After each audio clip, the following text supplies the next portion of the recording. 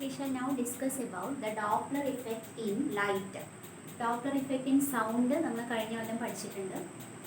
അപ്പോൾ Doppler effect എന്ന് പറഞ്ഞാൽ it is a apparent change in frequency. അല്ലേ, it is an apparent change, അതൊരു ഇല്യൂഷനാണ്. An apparent change in frequency.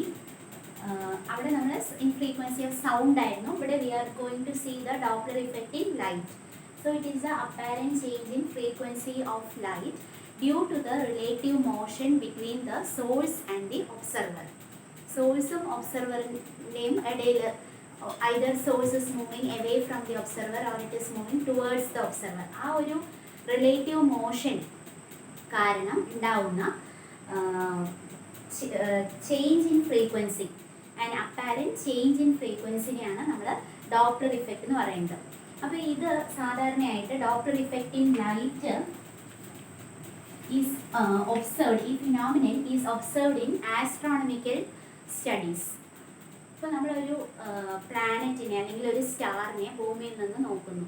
അപ്പോൾ നോക്കുന്ന സമയത്ത് suppose it appears as yellow in colour.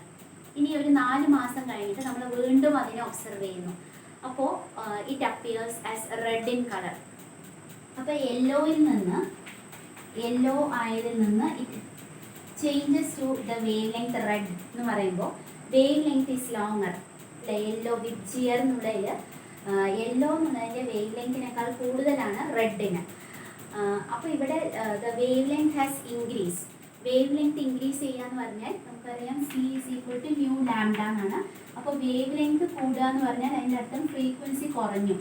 അപ്പോൾ ആ സ്റ്റാറിൽ നിന്ന് വരുന്ന ലൈറ്റിൻ്റെ ഫ്രീക്വൻസി കുറഞ്ഞു എന്ന് പറഞ്ഞാൽ അതിൻ്റെ അർത്ഥം ദിസ് ഫ്രീക്വൻസി അല്ലെങ്കിൽ എനർജി, അല്ലേ, frequency and energy are directly related.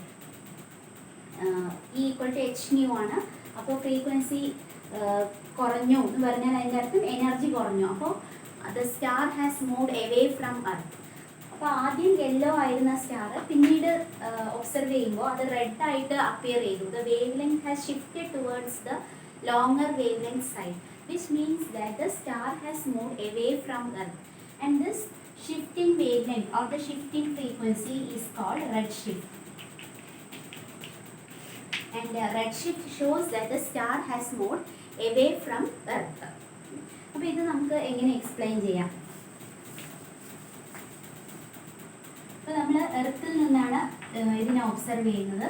The star is at this place. അപ്പോൾ സ്റ്റാർ എമിറ്റ് ചെയ്യുന്ന ലൈറ്റിന് സോഴ്സ് എമിറ്റ് ചെയ്യുന്നത് എപ്പോഴും ഒരേ ഫ്രീക്വൻസിയുള്ള ലൈറ്റ് വേവ്സ് ആണ്.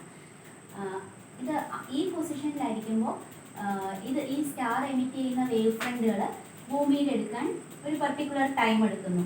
ഇനി suppose the star is moving to a longer distance. അപ്പോൾ അത് എമിറ്റ് ചെയ്യുന്ന വേവ് ഫ്രണ്ടിന് it will take a longer time to reach the earth surface. ഇല്ല, ആദ്യം ഇതായിരുന്നു ഡിസ്റ്റൻസ്. സ്റ്റാർ ഇതിൽ നിന്ന് ദൂരേക്ക് പോയി കഴിഞ്ഞാൽ, എർത്തിൽ നിന്നും ദൂരേക്ക് പോയി കഴിഞ്ഞാൽ the later wave friends will take longer time to reach the earth surface. അപ്പോൾ എർത്തിൽ നിന്ന് ഒബ്സർവ് ചെയ്യുന്ന ഒരാൾക്ക് ആദ്യം വേവ് ഫ്രണ്ടുകൾ പെട്ടെന്ന് വന്നു. അത് കഴിഞ്ഞ് പിന്നെ സ്റ്റാർ ദൂരേക്ക് പോകുമ്പോൾ ഈ വേവ് ഫ്രണ്ടുകൾ വരാൻ കൂടുതൽ ടൈം എടുക്കുന്നു. സോ the frequency,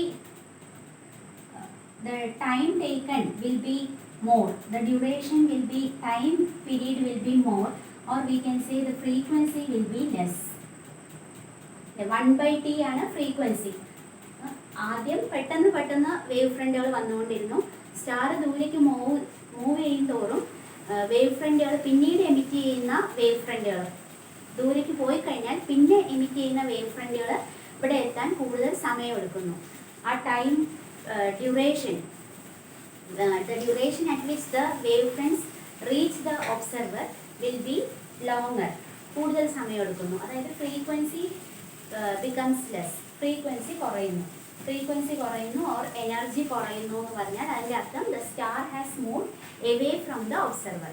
അതേസമയം സ്റ്റാർ അടുത്തേക്ക് വരികയാണെങ്കിൽ ഇപ്പോൾ ഡിസ്റ്റൻസ് കുറഞ്ഞു, അല്ലേ, സ്റ്റാർ അടുത്തേക്ക് വന്നു കഴിഞ്ഞാൽ ഡിസ്റ്റൻസ് കുറഞ്ഞു. അപ്പോൾ വേവ് ഫ്രണ്ടുകൾ കുറച്ച് ദൂരം ട്രാവൽ ചെയ്താൽ മതി. അതിന് സ്റ്റാർ എപ്പോഴും എമിറ്റ് ചെയ്യുന്ന ലൈറ്റിൻ്റെ ഫ്രീക്വൻസി സെയിം ആണ്. പക്ഷേ സ്റ്റാർ അടുത്തേക്ക് വന്നു, ആ ദൂരം കുറഞ്ഞതുകൊണ്ട് കുറച്ച് ഡിസ്റ്റൻസ് ട്രാവൽ ചെയ്തിട്ടാണ് ഈ wave front എർത്തിലെത്തുന്നത്.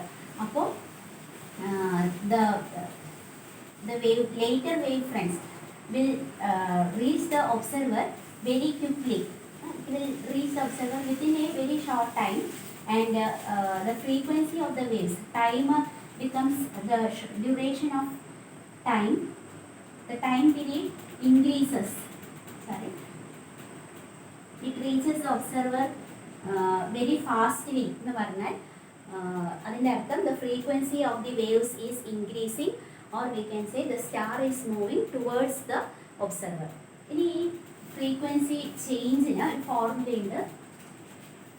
Delta nu by mu is equal to minus v radial divided by c. അപ്പോൾ ഇവിടെ ഡെൽറ്റ ന്യൂ പറയുന്നത് change in frequency, mu is the original frequency, c is the velocity of light in vacuum, and v radial is the component of velocity along the line joining the observer and the source. അത് അങ്ങനെ തന്നെ പഠിച്ചു വയ്ക്കുക. v radial എന്ന് പറയുന്നത് is the component of velocity along the line joining the observer and the source. ഈ star, if it is moving away from the observer, then the radial velocity will be positive. Star ഒബ്സർവറിൻ്റെ അടുത്തേക്ക് വരികയാണെങ്കിൽ radial velocity negative ആയിരിക്കും. അപ്പോൾ red shift എന്ന് പറയുന്ന astronomical phenomenon കാണിക്കുന്നത് the star is moving away from the observer എന്നാണ്. ആദ്യം യെല്ലോ ആയിരുന്നത് പിന്നെ റെഡിലേക്ക് മൂവ് ചെയ്യുന്നു. ഇനി ബ്ലൂ ഷിഫ്റ്റ് ആണെങ്കിൽ, അതായത് ആദ്യം ഒരു സ്റ്റാർ ഓറഞ്ച് ആയിട്ട് അല്ലെങ്കിൽ റെഡ് ആയിട്ട് അപ്പിയർ ചെയ്തു, പിന്നെ അതിൻ്റെ വേവ് ലെങ്ത് കുറഞ്ഞ് അത് ബ്ലൂ ആയിട്ട് അപ്പിയർ ചെയ്യുന്നു എന്ന് വിചാരിച്ചാൽ വേവ് ലെങ്ത് കുറഞ്ഞു അല്ലെങ്കിൽ ഫ്രീക്വൻസി കൂടി എന്ന് പറഞ്ഞാൽ സ്റ്റാർ ഭൂമിൻ്റെ അടുത്തേക്ക് വന്നു. അതാണ് ബ്ലൂ ഷിഫ്റ്റ്. അപ്പോൾ ഈ ഡോപ്ലർ ഇഫക്റ്റ് ഇൻ ലൈറ്റ് ആസ്ട്രോണമിയിലാണ് കൂടുതൽ അതിൻ്റെ ഇമ്പോർട്ടൻസ് വരുന്നത്.